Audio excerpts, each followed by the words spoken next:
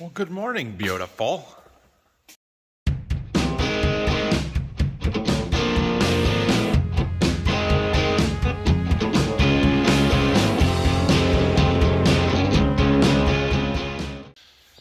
Well, good morning again. Look at our fancy new combine. It is a kind of dreary, misty, crappy day. There's rain coming later in the afternoon, it sounds like. It is not a good soybean combine day, so we're going to shell corn. We're going to get the combine switched over and ready for corn. So yeah, let's do that. This process is basically the same. Ooh, the dirt falling off is basically the same as the other combine. There's a adjustment here on the tailings rethresher to put that in the corn position. There's a deflector door with a handle right here to change that.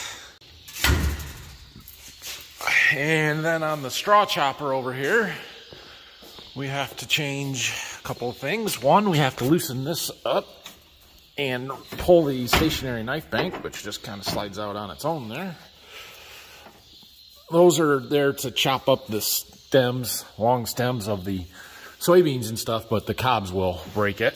And then we need to shift the transmission on the chopper from high speed to low speed.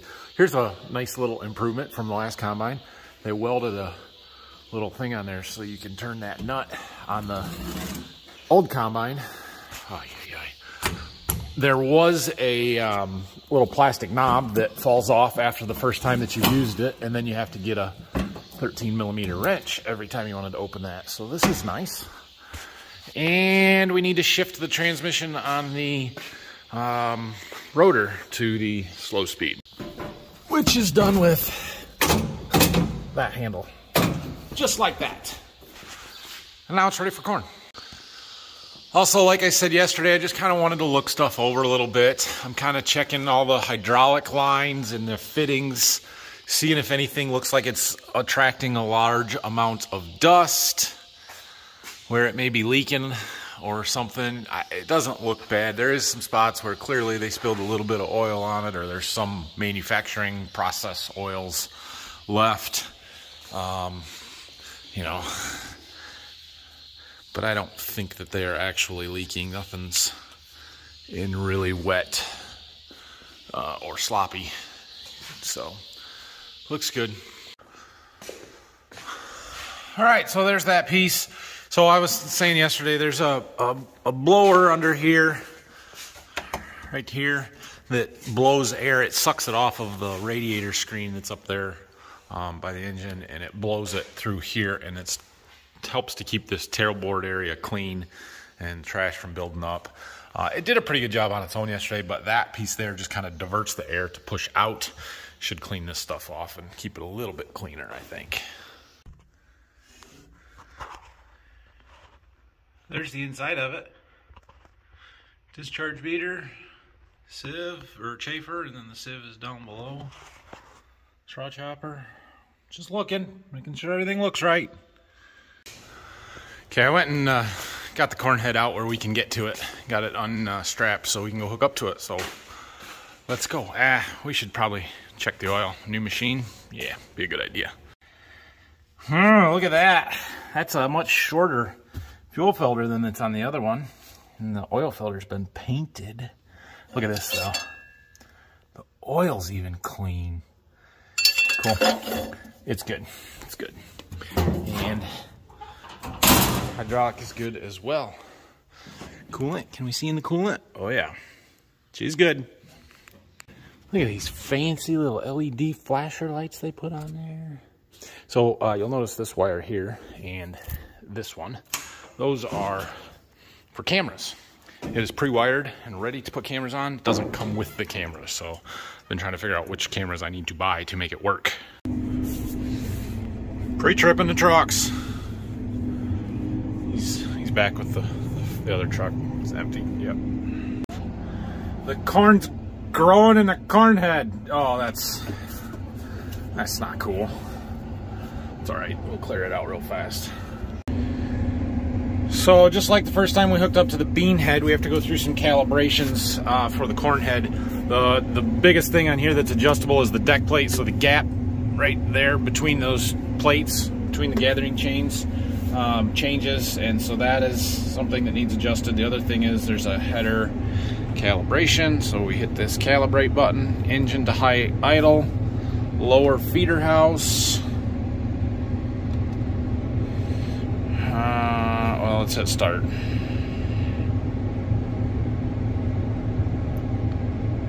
Feeder house speed calibration must be performed first. Okay.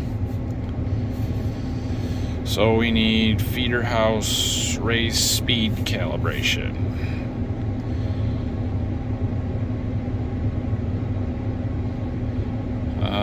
We got to get the, so this has that feeder house fore and aft tilt. We've got to get it leveled. There.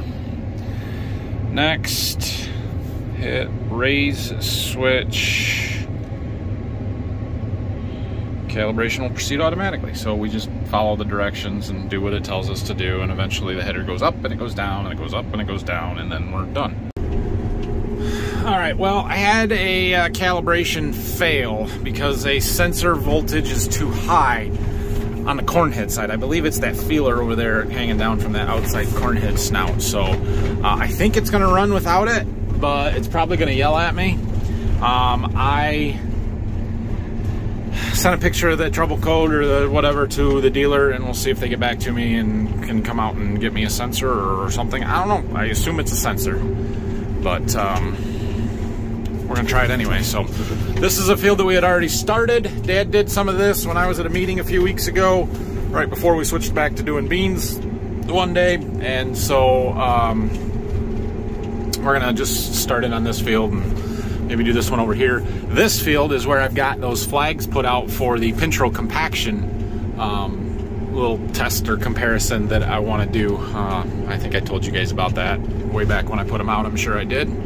We'll get to that later. Right now we're going to work on this, and I hear it is very good corn, so that's good. So right now the combine is adjusting itself from our bean settings to our corn settings.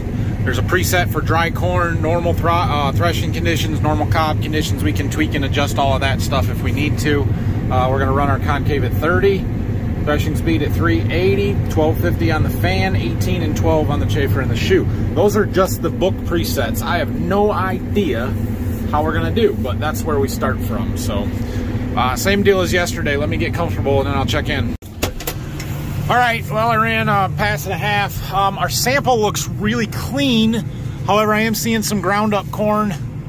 Right there you can see some, a little bit of broken stuff. So we'll make some adjustments there. I want to get out and look at our loss and see what we've got on the ground. Ground conditions are a little muddier here than what we were seeing yesterday. Okay, so yeah, we've definitely got corn on the ground. All right, how much? It's not as bad as I thought initially, but there is some. You can see here's a kernel, here's a kernel, there's a small one, there's some, there's one, there's one. So there is some. It's not as bad as I thought initially. Yeah, here's a group. So we got to clean it up, okay? The cobs are in pretty good shape. We're not breaking cobs up too much. I don't see any cobs with kernels still attached. So we're not leaving it on. I don't think it's unthreshed loss. We might, hey, I'm not sure, open up our sieve maybe a little bit, or chafer. Let's look and see. Yeah, here's part of the problem. Oh, maybe our combine's not so bad. Ooh, ooh. So this is a problem. See this? We've got all these kernels up here. Combine hasn't thrown them out the back. They're coming off the head. So we got to figure out our header loss issues. Try and solve that. All right. Well, that's helpful to know. If you've got kernels under the combine before it's been able to get to the straw spreader like we do, like a lot, you know it's coming from the corn head and not from the combine. So I think that's where most of our loss is actually coming from, judging by that. And we're gonna Close our deck plates up a little bit. I think this corn's really dry, and that's gonna contribute to this problem and make it worse. There's not a whole lot I can do, but we gotta do something. Power auger. My combine may not have a power ladder, but it's got a power auger.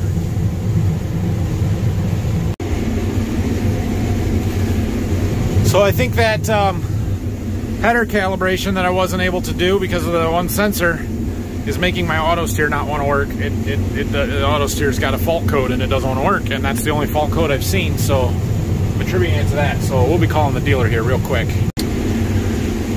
All right, so to solve our header loss issues, there's 2 adjustments that I can make easily. Ooh, there's a third one with the feeder house tilt I forgot about. Maybe I'll have to play with that a little bit. But basically, I can slow the head down and I can close the deck plates. So those deck plates are what I was showing you earlier, where they kind of, there's a gap that can open and close, and it allows the stalk to pass through it, but the ear hits the plate and it snaps off. The stalk goes down through the head, ends up down there on the ground, and the head goes into the combine, obviously. If your gap is too wide, the kernels will hit that plate and kind of butt shell, and that's some of the kernels you see flying around on the head a little bit. It's butt shelling. It's worse when the corn is dry than when it's wetter. According to the combine, which I don't know if we trust it, we're at 19%. That's relatively dry for corn coming right out of the field. So I have closed that gap, which means there's less space for the stalk to go through, but it should give more of a surface for the ear to hit, so it doesn't shell and shatter quite so bad. That seems to have helped some. The problem is we're getting more trash through the combine, which at this point isn't a big deal. The other thing I can do is slow it down. So our combine here, and the old one too, but this one has a 5-speed gearbox that controls the header speed, multi-speed they call it. And usually I run it on gear 2, which is like a 550 RPM feeder house shaft speed, that shaft. And that's where I had it set. So I slowed it down to 1, which is as slow as it goes. That's what you run the bean head on. Well, it defaults to that. And it seems to have helped some. I don't really like running the head this slow, but it brings the ears down a lot slower so they don't hit those deck plates quite so hard. You can see the plates down there. We actually still got quite a gap. We might be able to close them up a little bit more. There comes Phil with a truck. So anyway, we'll keep adjusting. I think Phil got a truck stuck, because turning around in the field in a wet spot is a bad idea. Who would have thought? Well, we got that truck out. These ends are just soft. They're muddy and slippery, and we're getting mud on the tracks and the tires and everything. It's soft out here. It'll be okay. It's not as bad out there. You can see we've even got some dry dirt right there at the end of the corn rows, but you gotta be able to get there. The full buzzer needs adjusted.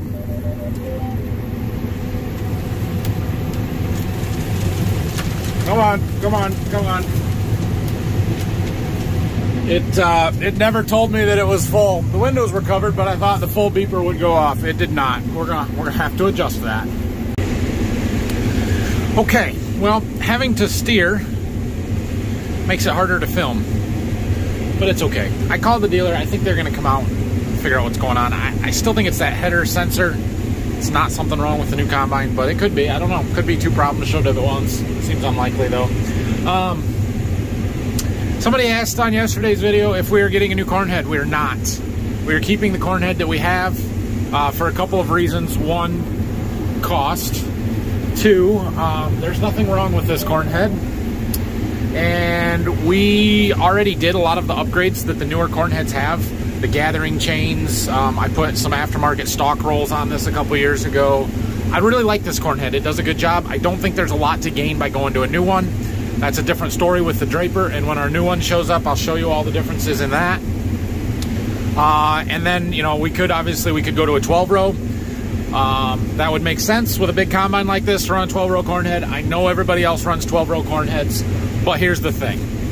I have a 16-row planter, 12-row and 16-row. While it's doable, especially with RTK, it's not as easy as, you know, just, yeah. The 8-row matches up better. And we can't keep the corn away from this combine. Look, I've got almost a full grain cart, and we've got a full truck sitting there, and we're a half a mile, not even a half a mile, a quarter of a mile from the farm.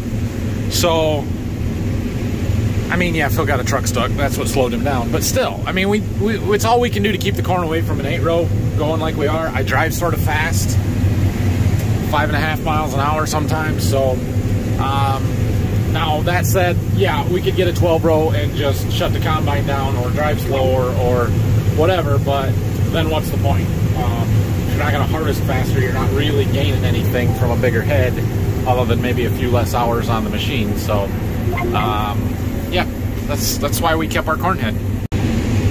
So the outstanding crops that we have kind of taken a back seat the last couple of days to the new combine, but I mean, this is really good corn in here. Running in the upper 200 range. I don't know how accurate that is yet, but every time I make a round, it's getting a sample load for the yield calibration, and it's getting more and more accurate. So, and the yield keeps climbing. Let me see here. There's somewhere I can show a map. Oh, yeah, there we go. That's what we've done. Looks like there's a bit of a break. You got a red spot in the middle, and then it's turning darker green. And whether that's a yield calibration kicking in, or I have a feeling there's a spray difference. I think I only sprayed part of this back with fungicide and all of the stuff up there in the front. So it wouldn't surprise me at all if the yield's going to jump up a notch here. So this particular field is some of the more rolling ground that we have. In fact, we call it the hill because there's a big hill right there. And we're just about to drop off the edge here. So we get to see how our side hill or slope performance is on this combine. See, we drop down into a big draw down here. This corn is phenomenal as you go down here though. So I am figuring this monitor out, getting it set up a little bit more to my liking, adjusting and tweaking stuff a little bit. Yeah, it's getting there. So we can display the field totals and the load totals at the same time. On the old monitor that I had in the old combine, you had to kind of toggle between those. So that's kind of nice. Here's our instant stuff. You can see when we get down here in this bottom, this low ground, she jumps right up there. I've seen it go over 300 a few times. I mean, this is just outstanding corn right here. One other thing to know, there it goes, that we can get another display and put up here that'll just be a dummy monitor. They call it an extended monitor. I want one. I tried to get one. They can't. They don't exist right now. And so maybe for next year we'll be able to get one. Dang, look at that. It's 28. Good corn. I'm not claiming the whole field's doing that, but what we have combined today, we're at 252 average. I'll take that. That's pretty dang good.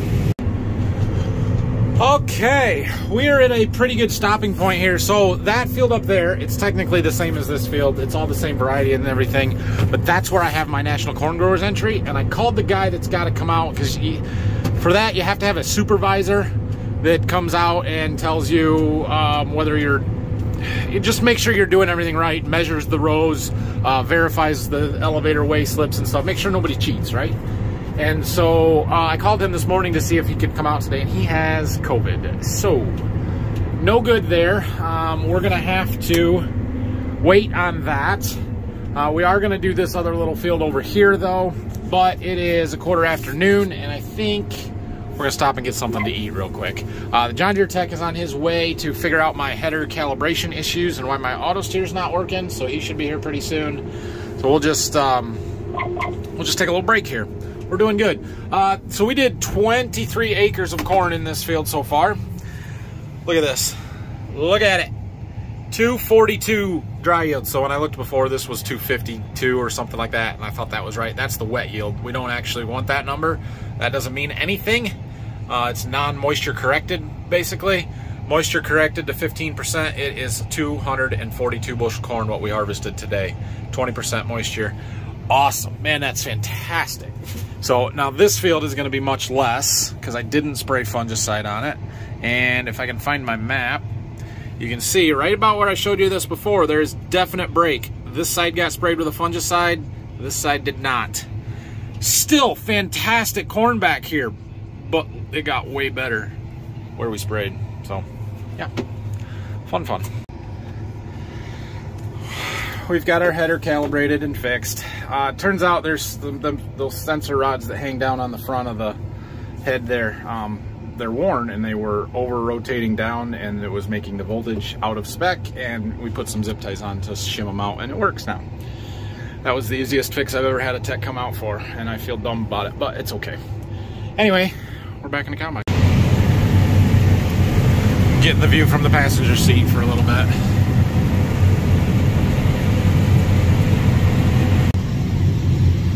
Is it good? Nice ride. Yeah. It's nice.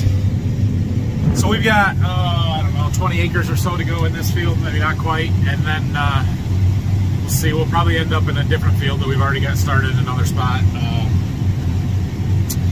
We're gonna need a grain cart all day though, more or less, and Brock's gotta leave at 4, so we'll see how it goes. Looks like Brock picked up a rider too. Jack's up again. Quality video footage while I got a combine driver.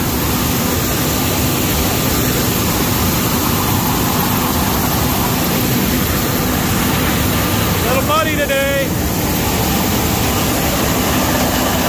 We're gonna have to get pelted with a corn cob. We'll do a little loss checks back here while he's driving. Oh, it's so pretty. Look at it. Awesome. So we're right behind the combine here. And yeah, there's a few kernels, but I still think most of that's coming off the header and not through the back of the machine. I'm trying really hard to reduce that butt shelling, but this corn's just dry and the kernels just explode off of the ears. So if we come out here and look a row into there's no butt shelling here, and it's gonna throw some kernels. Obviously it's not as much as behind, but here we've got a broken one. There's one, but not much out here. So that stuff that's coming through the combine, we can keep tweaking, and I will, but it's doing a pretty darn good job for where we're at, or what we're starting with. First day with corn, I mean, what do you do? This corn is standing really well. This was my April 17th, 18th planted corn, that very first stuff before the snow, when everybody said don't plant, don't plant, don't plant, and it's fantastic corn. But we do have tar spot in it. You can see that. This is a 111-day variety. Man, it's good. This field's gonna run 220, 230, I think. That field over there, same stuff. It was 240, what we did today, and it's gonna be better what's left over there. While we're out here looking at stuff, you can see what an awesome job my snapping rolls are doing. Everything's brought down and level and even, so that's good, and it's just destroying the top of these stalks. I run yield 360 yield chain rolls is what they're called, and the stalks that are still out here, you can see, are all crimped. They are sized up a little bit. We got a lot of pieces like this that are smashed. They're broken open. That's going to allow them to decompose faster. I really like those stalk rolls. They do a nice job. I mean, look at that. That whole stalk is just blown up.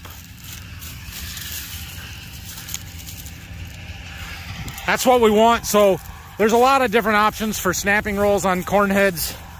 Some guys run chopping heads that cuts things up even finer. Some people run chopping rolls that we kind of call them confetti rolls, that are breaking stuff up into little itty bitty pieces. I don't really want that. I want the stuff to stay longer to keep it from blowing away and keep it pinned down to the ground here. I just want them broken open so that the microbes and everything can get inside them to start breaking them down and decomposing these stalks. I mean, that's as good as it gets right there. Look at that, just shredded. We're gonna catch our ride here.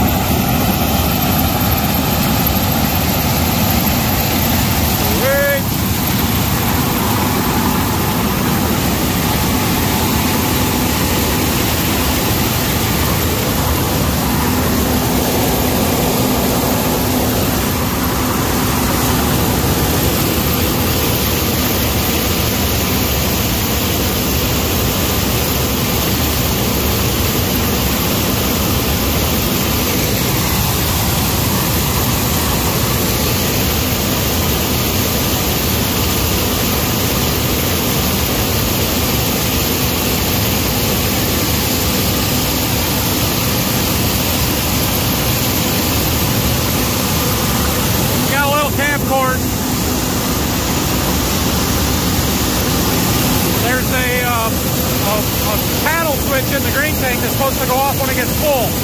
It doesn't. So we spilled a little. Awesome, man, this is fun.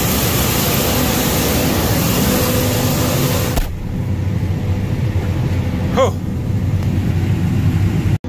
All right, I got my seat back. He seems a little rather unimpressed. I don't know why. I mean, it's a awesome, fun combine, and the corn's going 226. I mean, what is there to complain about here? So anyway, I'll run it. He's gonna go work in the woodshed a little bit, do some planing some boards or something, I suppose, and he'll help me out when we move later this afternoon after Brock's got to go home. Okay, see that flag there? That flag marks the end of my compaction plot study. So the next 16 rows over there is part of that deal. So we're gonna open up around it so that we can do that. And I'll explain it when we get there. My green card driver had a vehicle fire call for fire department. So he took off to do that, which is fine because I can make rounds right here. And we're in a good spot to do that little compaction test plot there that I have. So I'm gonna make another round another round, and then we're gonna do that. Okay, see all this? Apparently I was having some planter issues. It just happens to be in the same pass that I've got flagged out for my compaction trial. But there was a clear gap in the planting, like across the whole width of the planter, where obviously I fixed whatever was wrong when I was planting. So I harvested the one end of it. I'll show you here as we turn. See, it starts right there. So our compaction plot's just gonna be a little shorter than it would have been otherwise. That's fine.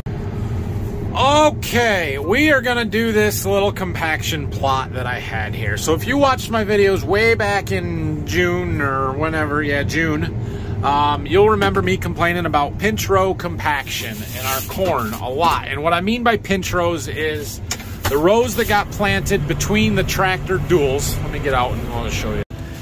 So the rows that get planted between the duals of the tires on the tractor and the planter frame, they typically are going to show more compaction, and they come up, they don't grow as good, they're yellower, they have compaction issues. And so what I did here was I flagged out 16 rows. Row 1 of the planter is the outside row, 2, 3, 4, all the way through 16. And what we're gonna do is harvest this 1 row at a time, but really 2. I'm gonna take the outside row from over there and the outside row from over here, because those have the same tire traffic pattern. You know, they're both on the outside, and so there would have been a planter tire that ran down this row, but not a tractor tire. And so and then there was a planter tire in this row and this row, so this one had it on both sides. This one only had it on one side. There was nothing in this gap. So we're gonna compare each set of rows. There'll be 8 rounds here that we'll make, and see how much that compaction is hurting us. If I had to guess, I believe it's this row right here and this row right here that are the ones that run between the duals on the tractor, and they're gonna be quite a bit worse. This is my effort to justify a tracked tractor. So anyway, that's what we're gonna do. We'll see. I do not trust the yield monitor on the combine enough yet to use that data, so we're gonna use the cart scales. I'll try and get a sample of each one so that we can take moisture and stuff separately. It shouldn't be any moisture difference, but there might be, so we'll see. 1 row at a time. This kills your productivity for the day, but it's a small plot. It's good data. All right, so I did that one. Now we're gonna do this one over here, because like I said, it's the same. Well, I am over halfway through this little compaction plot that I've got here. The next round is the one that's starting to be by tractor tires. It'll be outside the duals, and then 2 more rounds. This is the pinch rows between the duals. So those will be the interesting ones, the good data. Taking a little while, but we're getting it. Got my pile of samples down there. Part of the problem is here, I'm not getting enough corn in the tank to be able to reach it through the door the sample door, so I gotta actually crawl in the grain tank every round to get a sample. It takes longer. Last two, so these would be the center two rows of the planter. The two that were between the tires went underneath the tractor. The last round there, my pinch rows was the lowest weight total so far, so we're gonna get some decent results off of this, something like what I expected. We'll have to do some math and figuring and moisture testing before we have good numbers for you. I might get to it tonight, I might not. Okay, well that was a good way to kill a half an hour, but I think I got some really good data out of it. So like I said, we'll need to test the samples and know some more, but we got just a few acres to finish here. See if I can find it on the monitor how much. Area remaining 5.86, so 15 minutes.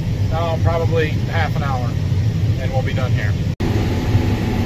Last round in this field. I was starting for a while here now. I've been pretty suspicious that our yield monitor is not accurate. It seems way high, and so I got to looking at stuff, and I didn't have the active yield turned on for the corn. I had it running yesterday in beans. I assumed it would stay on, but it defaulted off when we switched to corn for some reason. And now I'm having trouble getting it to collect samples. Like the last one was 53 minutes ago, and it shouldn't. It should be doing it. It says it is now. We're going to see if it actually collects this or not. Yeah, see there. Sample rejected, inconsistent flow, and I don't know why, and I don't know how to fix that.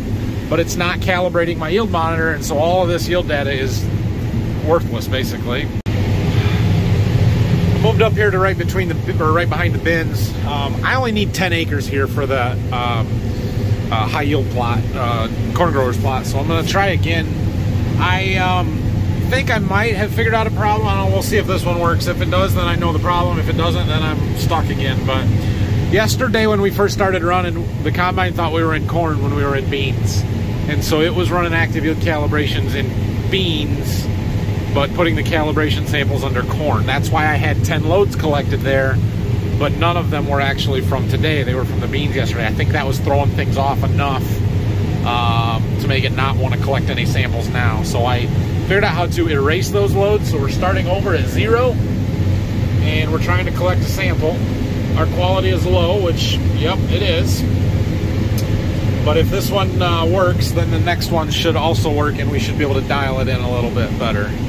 And it won't take real long, it's just we got to do it. The sky looks a little ominous to the north and the west there.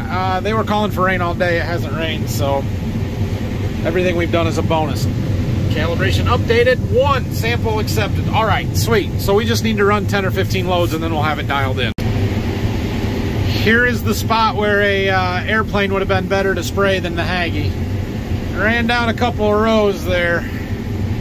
Oh well, it happens.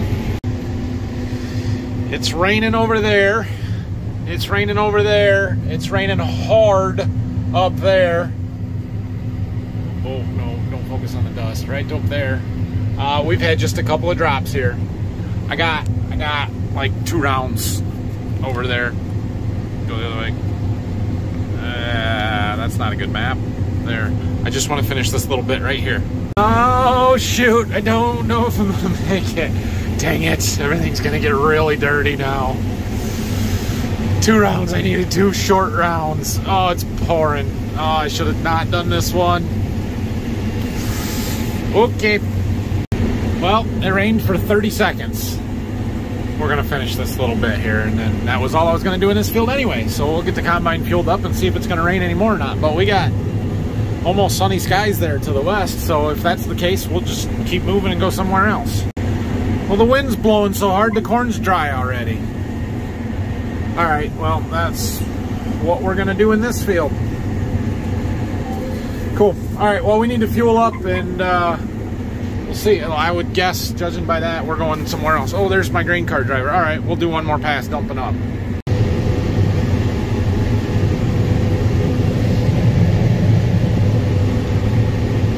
Cool. Dad's in the grain cart tractor there.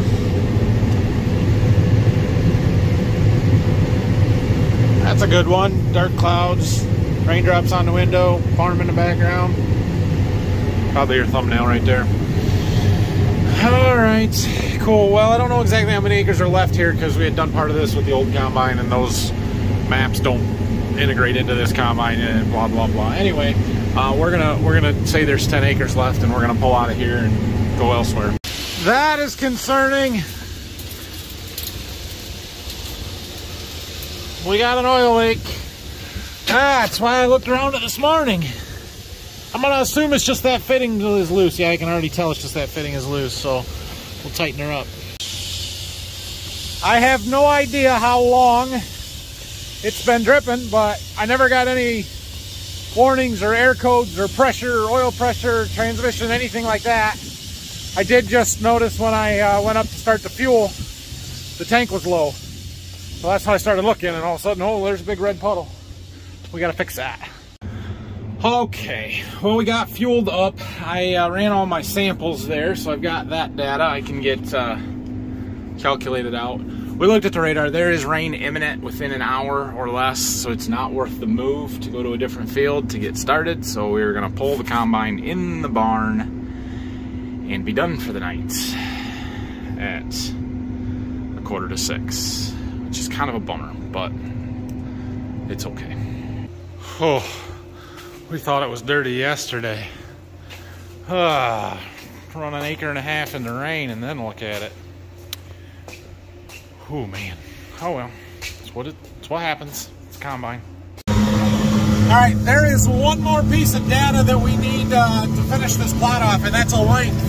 I need to know how much we harvested in each one of those samples. So I got my measuring wheel back there.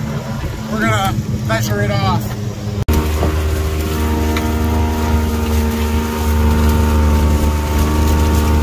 Right there, that's where we ended. What do we got? Focus, 676 feet.